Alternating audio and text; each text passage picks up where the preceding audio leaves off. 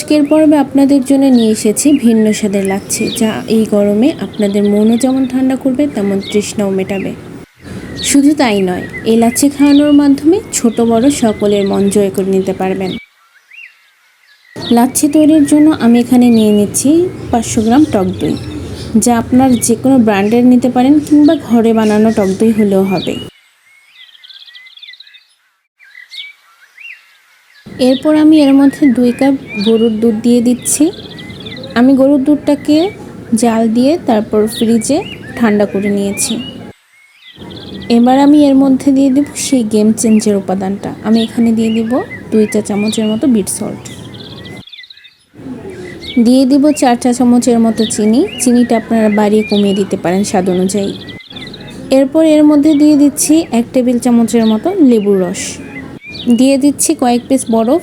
লাচ্ছি যত ঠান্ডা হয় খেতে কিন্তু ততই মজা। এরপর আমি ব্লেন্ড করে নেব।